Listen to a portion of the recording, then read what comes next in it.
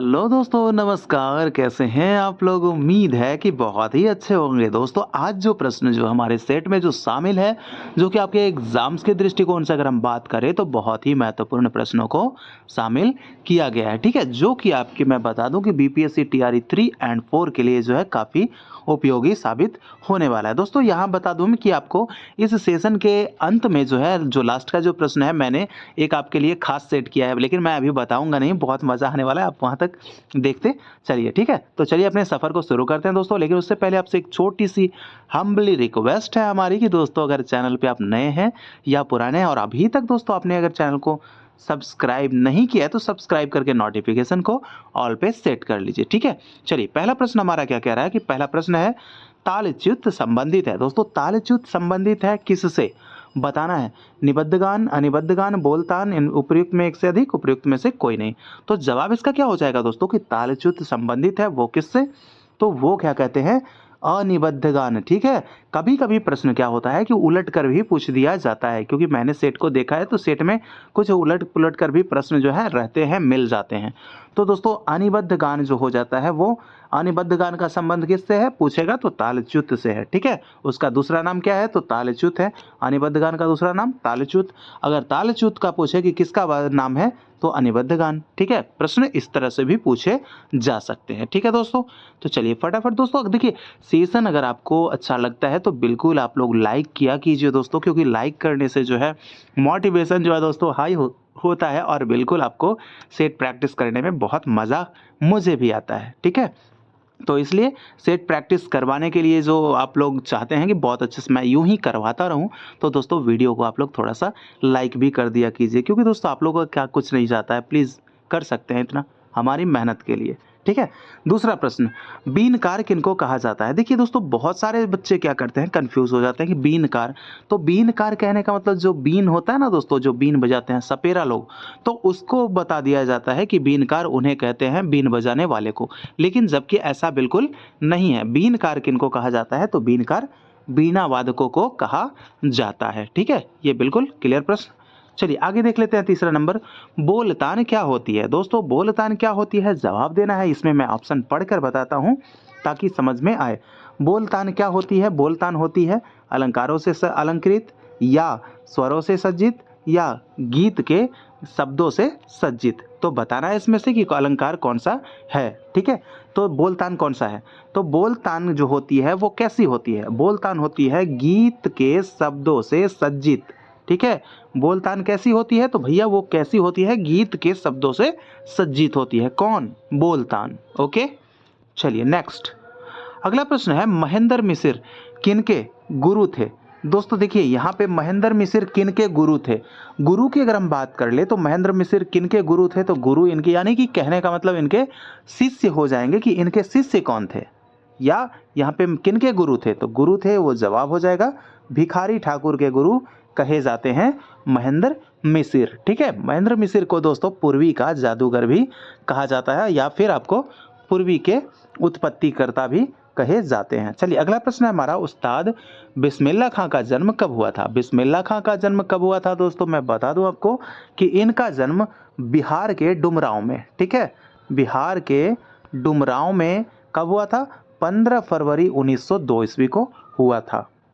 उस्ताद बिस्मिल्लाह खां का जन्म कब हुआ था, डुमरांव में 15 फरवरी 1902 ईस्वी को हुआ था। चलिए फटाफट दोस्तों आप लोग कमेंट के माध्यम से कमेंट कीजिए कि उस्ताद बिस्मिल्लाह खां जो है वो कौन से वाद्य यंत्र से संबंधित व्यक्ति हैं। ठीक है, चलिए फटाफट कमेंट कीजिए।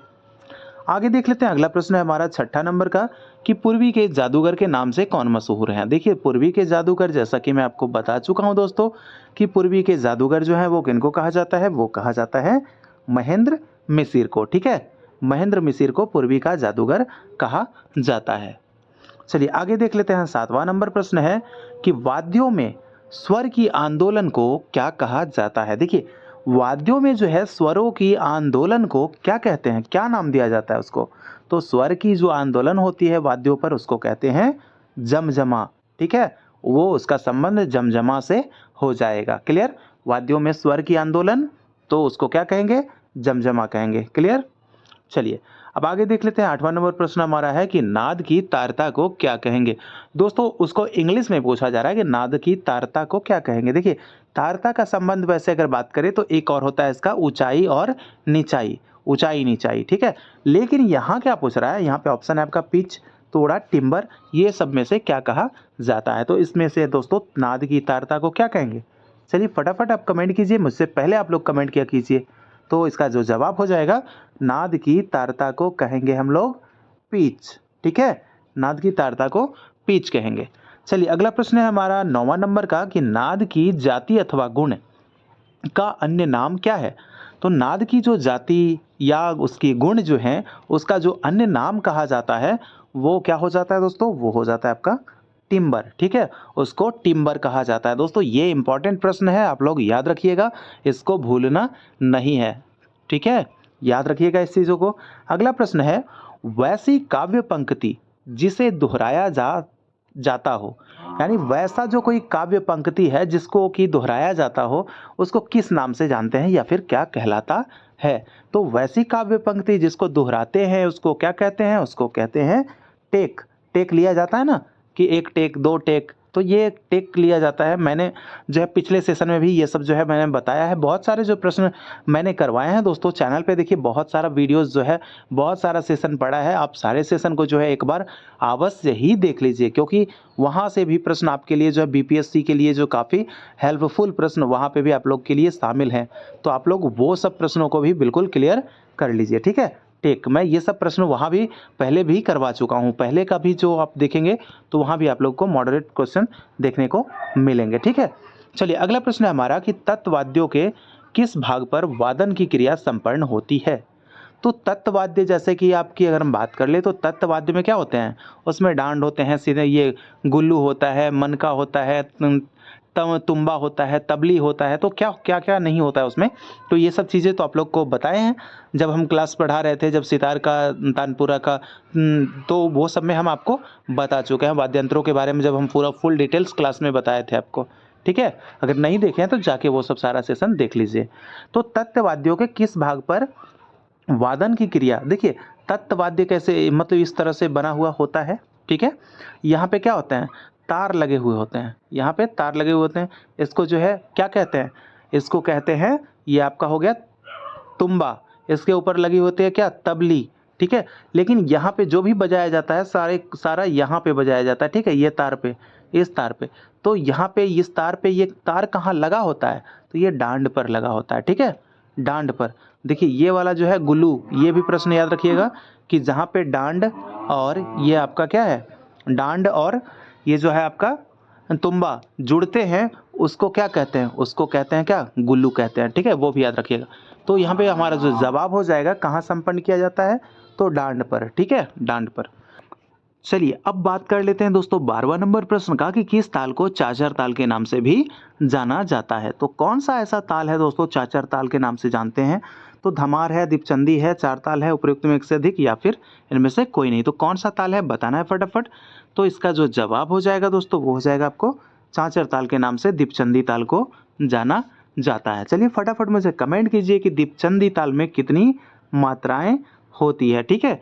फटाफट ये क्वेश्चन मार्क आपके लिए मैं लगाता हूं और आप मुझे कमेंट करके बताइए। ताल से रिलेटेड भी प्रश्न जो है मैंने करवा दिए हैं, बहुत अच्छे से मैंने समझाया है, बहुत अच्छे से मैंने करवाया भी। अगर नहीं देखे हैं तो आप लोग जाके चैनल पे वीडियो जो को जाकर चेक कीजिए, आपको वहाँ पे मिल जाएगा, ठीक है। तो दीपचंदी को कहा जाता है, ठीक है। और मात्रा की संख्या इसमें बताना है फटाफट मुझे। और इसकी जो संगति होती है दोस्तों दीपचंदी की, वो किसके साथ, ठुमरी के साथ इसकी संगति की जाती है। प्रश्न ये भी पूछा जाता है, ठीक है।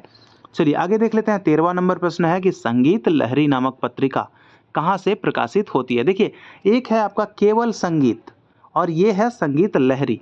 तो अगर संगीत पूछे संगीत नामक पत्रिका तो वो कहाँ से हो जाएगा, वो आपके ये जो संगीत है ये आपके हाथरस से हो जाएंगे, ठीक है, संगीत हाथरस से। लेकिन यह क्या है, संगीत लहरी। तो संगीत अगर लहरी की हम बात कर ले तो ये आपके हो जाएंगे कहाँ से, झांसी से। जवाब हमारा सही हो जाएगा झांसी, ठीक है, संगीत लहरी। तो ये जो लहर जो उठी थी ना, खूब लड़ी मर्दानी थी वो झांसी वाली रानी थी, वहाँ क्या लहर, आज़ादी की जो लहर, तो संगीत लहरी झांसी, ठीक है, याद रखिएगा। चलिए दोस्तों, अब देख लेते हैं हमारा 14 नंबर का प्रश्न कि मध्यम ग्राम में शुद्ध जातियों की संख्या कितनी होती है। तो मध्यम ग्राम की अगर शुद्ध जातियों की अगर हम संख्या की अगर हम बात कर ले तो सबसे पहले हम बात करें कि इसमें जातियां कुल कितनी होती है। तो भाई कुल जातियों की बात कर ले तो कुल 18 जातियां होती हैं। कितने भारत ने 2 ग्राम माने थे, एक आपका षड्ज ग्राम और दूसरा आपका मध्यम ग्राम। ठीक है, तो षड्ज ग्राम में अगर कुल जातियों की अगर बात करें तो षड्ज ग्राम में कुल जातियों की संख्या 7 और मध्यम ग्राम में कुल जातियों की संख्या 11। अगर शुद्ध जातियों की बात करें कि शुद्ध जातियां कितनी हैं षड्ज ग्राम में, तो षड्ज ग्राम में शुद्ध जातियां 3, ये शुद्ध जातियां 4 और विकृत जातियां इसकी 3। ये आपके षड्ज ग्राम की है, 4 शुद्ध और 3 विकृत। अगर मध्यम ग्राम की बात कर ले तो इसमें विकृत कितने हो जाते, शुद्ध कितने, शुद्ध इसके 3 और विकृत कितने 11। ठीक है, 11। तो ये आपके इस तरह से हो गए, सॉरी माफ़ कीजिएगा 8, कुल 11 है ना, 8। ठीक है, तो ये आपके हो गए। तो इस तरह से कुल मिलाकर कुल जातियाँ हो गई 18। ठीक है, तो ये आपका क्लियर हो गया होगा। अब जवाब क्या मिला यहाँ से 3। ठीक है, मध्यम ग्राम की शुद्ध जातियाँ कितनी 3 और विकृत ये जो 8 है वो क्या है, वो है आपका विकृत।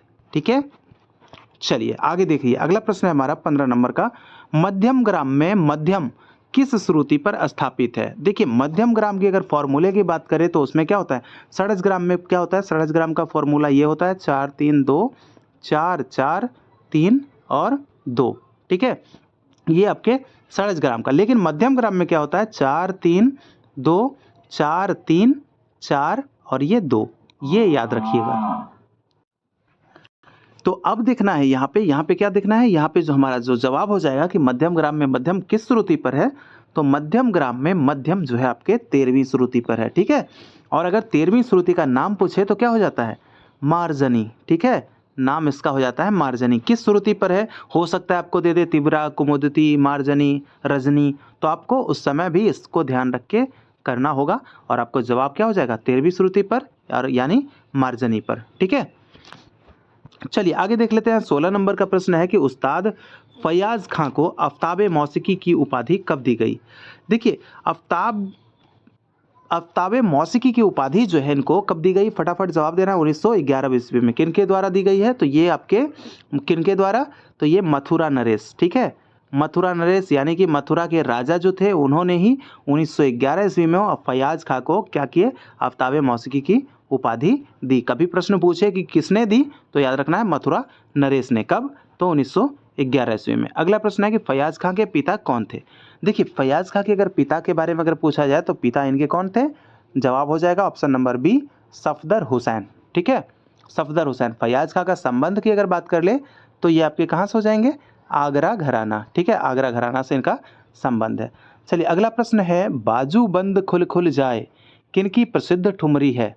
तो बाजू बंद खुल खुल जाए ये जो प्रसिद्ध ठुमरी जो दोस्तों माना जाता है, ये उस्ताद फयाज खां का ही ठुमरी माना जाता है, ये वही गाए थे। ठीक है, अगला प्रश्न है हमारा 19 नंबर का कि गायन, ख्याल गायन के साथ नोम तोम की आलाप किनकी विशेषता थी।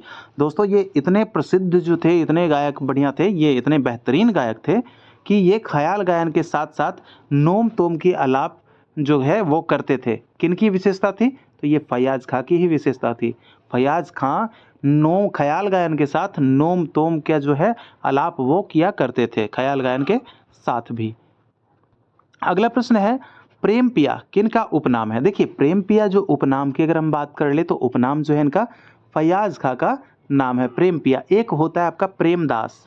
ठीक है, बता दूं आपको, प्रेमदास तो वो किनका हो जाएगा, लताफत हुसैन। ठीक है, लताफत हुसैन खां, लताफत हुसैन खां, ये आपको याद रखना है प्रेमदास। अगर आप नहीं देखे हैं दोस्तों सेशन, अगर आप नाम उपनाम वाला, तो वीडियो को जाकर चेक कीजिए चैनल पे, आप लोग को वहाँ पे मिल जाएगा देखने को, क्योंकि बहुत ही ईजिली वे में मैंने आपको वहाँ पे समझा दिया है कि क्या मतलब किस तरह से ट्रिकली मेथड से आपको वहाँ पे सारा सॉल्व करवा दिए हैं और बहुत सारे जो है सब कुछ सबको याद हो जाएगा। ठीक है, तो जाकर देख लीजिए नाम और उपनाम वाला सेशन।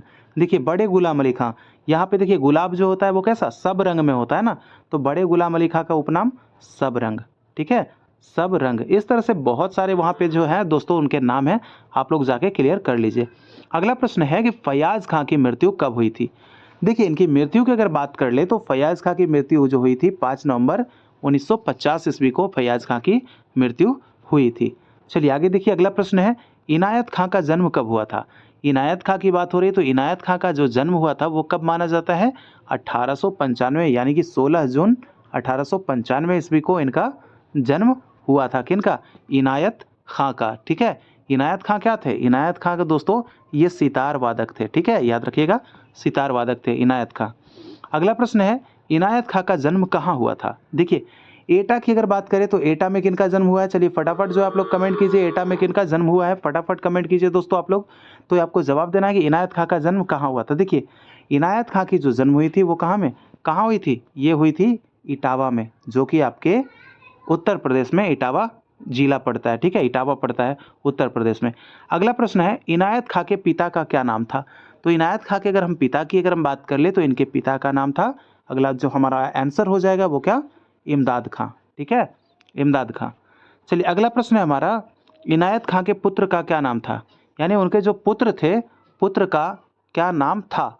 तो उनके पुत्र का नाम हो जाएगा दोस्तों क्या, जवाब देना है, उनके पुत्र का नाम हो जाएगा विलायत खां। ठीक है, विलायत खां। आगे देख लेते हैं, अगला प्रश्न है 26 नंबर, उस्ताद अलाउद्दीन खां का जन्म कब हुआ था। अलाउद्दीन खां का जन्म कब हुआ था, तो अलाउद्दीन खां का जन्म जो माना जाता है दोस्तों वो कब, 1862 ईस्वी को। ठीक है, त्रिपुर के शिवपुर गांव में। ठीक है, जो कि वर्तमान में अभी आपके जो है बांग्लादेश में पड़ता है। तो ये 1862 ईस्वी में जन्म हुआ था। कब, अगर डेट की अगर बात किया जाए तो डेट कब हो जाएगा, 8 अक्टूबर। ठीक है, 8 अक्टूबर 1862 ईस्वी को हुआ था। चलिए आगे देख लेते हैं। देखिए 1862 को जो है ये कंफर्म नहीं माना जाता है, ये थोड़ा सा मतभेद है, लेकिन जो लोग जो मानते आ रहे हैं वो यही मानते आ रहे हैं। आपको कहीं पे भी मिले तो 1862 को ही आपको याद रखना है। अगला प्रश्न है उस्ताद अलाउद्दीन खां के पिता का क्या नाम था। उस्ताद अलाउद्दीन खां के पिता की अगर हम बात करें तो उनके पिता का नाम क्या था, जवाब देना है फटाफट। उनके पिता का क्या नाम था, तो उनके पिता का नाम था साधु खां। ठीक है, साधु खां। अगला प्रश्न है उस्ताद अलाउद्दीन खां के दादा का क्या नाम था।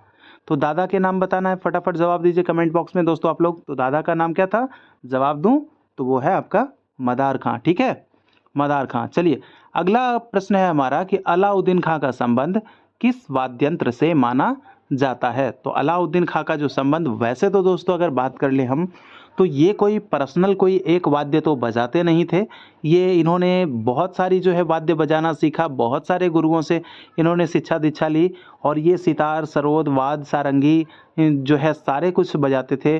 तो इसलिए इनको जो है इनको माना जाता है उपयुक्त में एक से अधिक। ठीक है, सितार, सरोद, सारंगी ये बहुत सारे वाद्यों को जानते थे बजाना, इसलिए हमारा आंसर हो जाएगा उपयुक्त में एक से अधिक।